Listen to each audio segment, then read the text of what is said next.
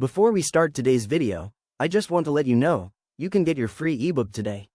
Simply subscribe and visit denmarkexplained.com/free to download your exclusive copy, packed with insights, tips, and stories you won't find anywhere else. It's our way of saying thank you for joining our community. Don't miss out, hit that subscribe button and start exploring today. Alright, let's get into today's video. Imagine moving to one of Europe's most peaceful countries, then hearing that the government is investigating whether public calls to prayer should be banned. What does this mean for daily life in Denmark? For many, Denmark is a dream: safe streets, equal rights, and quiet neighborhoods. But what happens when that peaceful quiet collides with freedom of religion? Can a country protect its cultural identity without silencing diversity?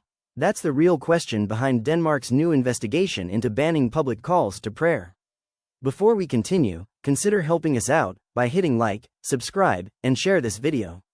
Remember, you can buy our ebooks on denmarkexplained.com/products or click the link in the description. Sustainability and green energy. Viking heritage. Welfare system. New Nordic food. Welcome to Denmark Explained, your front row seat to the hidden gems, quirky traditions, and powerful stories that make Danish culture truly unforgettable. Denmark is known for its calm cities, strong social values, and quiet public spaces.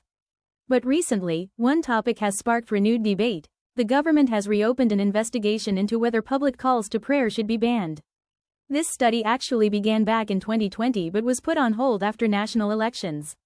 Now, the Immigration and Integration Minister has restarted it, saying that calls to prayer from mosque towers do not belong in Denmark and that he wants to protect the country from Islamization.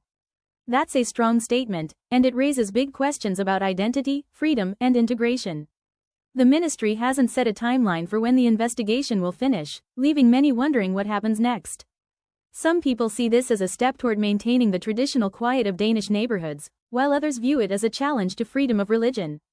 It's worth remembering that this is not the first time the topic has come up. In 2020, a single public call to prayer during the pandemic drew attention and led to political debate. Since then, opinions have remained divided.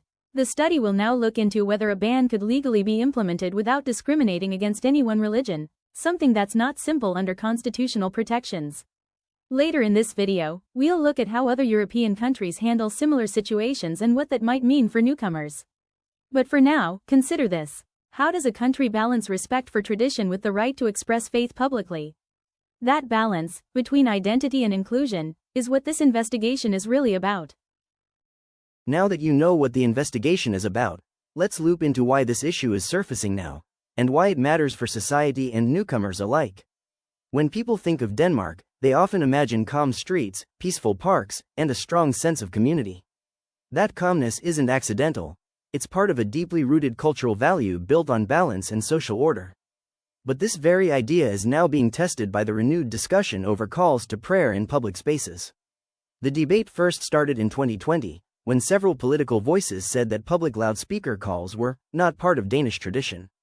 At that time, many argued it wasn't about religion itself, but about preserving a familiar public atmosphere. Fast forward to now, the investigation is back, and it's tied to immigration and integration policies rather than just faith. This shift shows how the question goes beyond religion. It's about how newcomers adapt and how Denmark defines what belongs in public life. Some argue that banning public calls to prayer protects shared quiet spaces and prevents disruption. Others see it as a step that limits visibility for minority communities. Both sides touch on something deeper: what makes a society cohesive while still allowing cultural diversity? Later in this video, we'll look at how neighboring countries have handled the same issue, with very different results. For anyone planning to live or travel here, understanding this debate means understanding Denmark itself. This isn't just about sound from a loudspeaker, it's about how a nation balances inclusion, identity, and everyday peace. So, if you were designing a new life in Denmark, would you prefer a calm, regulated public space, or one where cultural sounds mix freely?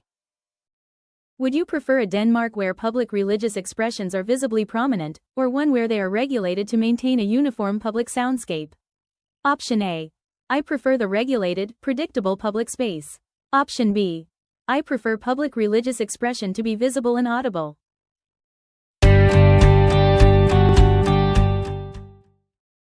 planning a trip to Denmark? Or maybe you're moving there soon? Don't just Google your way through it. Let DenmarkExplained.com be your shortcut to a smoother, smarter, and way more fun experience. At DenmarkExplained.com/products, you'll find itineraries, ready-made plans that turn confusion into unforgettable days. eBooks, packed with local insights, cultural tips, and everyday know-how. No boring history lessons, just stuff that actually helps. Expat guides, moving to Denmark? Get the info you wish someone told you before you landed. Everything's digital, everything's simple, and everything's designed to make Denmark feel less confusing, and way more cozy. So skip the stress, and get the guides that explain Denmark, clearly, cleverly, and in plain English. Check it out now at DenmarkExplained.com/products. Your trip, our tips, let's make it amazing.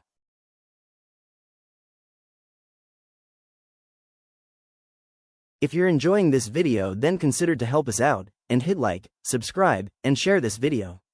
Remember, you can buy our ebooks on DenmarkExplained.com/products or click the link in the description.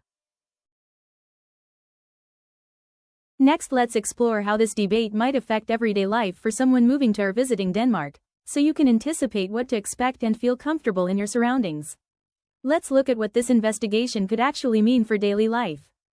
If a ban or restriction is introduced, public calls to prayer using loudspeakers might no longer be heard across neighborhoods.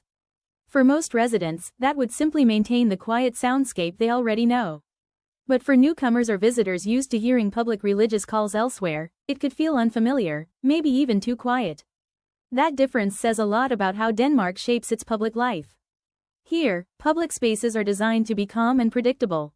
The idea is that everyone, regardless of belief, can feel comfortable without being overwhelmed by symbols or sounds from one group. That's why this debate touches on more than religion, it's about shared space and everyday coexistence. If a restriction takes effect, mosques might hold their calls indoors or use digital notifications instead. Families of faith may adjust traditions to private spaces. For newcomers, knowing these norms helps avoid confusion, and it shows respect for local expectations. Later in the video, we'll see how these norms shape community trust and why they matter so much in Danish culture.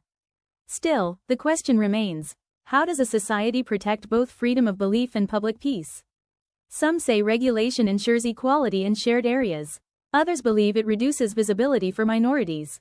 Both perspectives matter, especially if you plan to live here. Understanding this balance can help you integrate smoothly into a society that values both freedom and quiet harmony.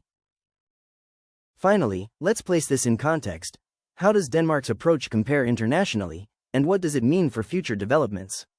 Stay with me for this broader view. Now let's zoom out and see where Denmark fits in the bigger picture. Across Europe, a few countries allow public calls to prayer under certain local conditions, while others maintain tight restrictions.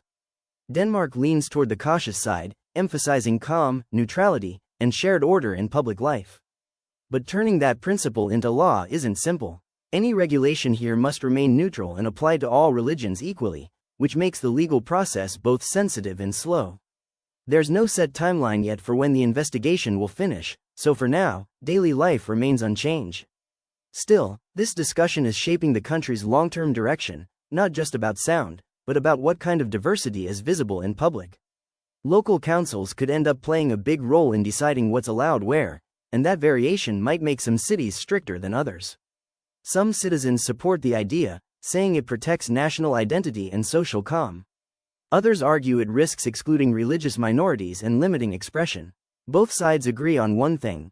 This decision will say a lot about what kind of country Denmark wants to be. Later, we'll explore how this could influence other Nordic nations facing similar debates. If you're planning to move, work, or study here, this isn't just policy talk. It's a glimpse into the cultural DNA of Denmark. A place that prizes harmony and equality but also wrestles with how to adapt to growing diversity. The question is, can both coexist peacefully? That's what the future investigation hopes to find out. Thanks for watching. See you in the next video. Click on the playlist to your right for more on living and traveling in Denmark.